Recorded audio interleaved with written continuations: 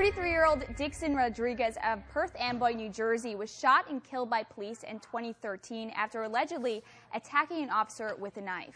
They used to call him Smiley because everything you told him, he smiled. So even though he was not like that, he was a nice kid. Everybody used to love him.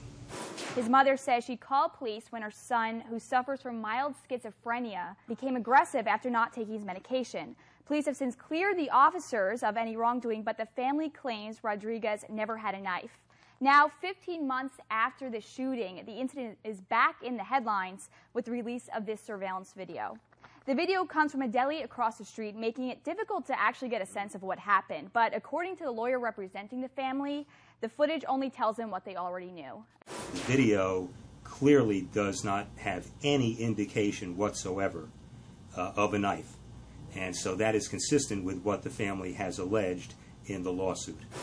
Well, all right, so there's the video. Let's walk me through the video. Let's go back to the beginning, because it looks like it really makes the officer's case. If I'm looking at this correctly, the man throwing the punches that knocks the officer to the ground is the same guy that the other officer shoots. Right, you could see two officers were called onto the scene, and Dixon was outside, and he seems to lunge towards them, and you see then one steps up here, and Dixon remains on the ground there. That looked clear to me that that was a punch that came out and knocked the cop down on the ground. Middlesex County Prosecutor's Office initially refused to release this video, reportedly saying its broadcast would interfere with the investigation. That didn't sit well with the New Jersey attorney Walter Lors of Clinton. Lors called it an issue of government transparency, and that drove him to bring a lawsuit against the prosecutor's office for the video's release. The 911 recordings were released. The use of force reports were released. Why couldn't the video have been released as part of that? It should have been. This is a man who's mentally disturbed.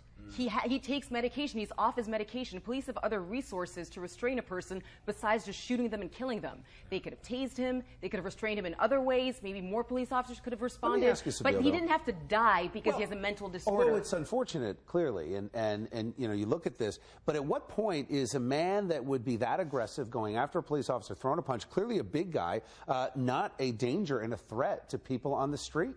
Look, the question is, did he have a knife? Did he not have a knife? It's inconclusive from the video, but if you're going after a police officer and you're that much of a threat, what are they left? What are their options left to do? Like Michael said, it really comes down to, did the police plant a knife on him after shooting him? Was there something happening there, something sinister?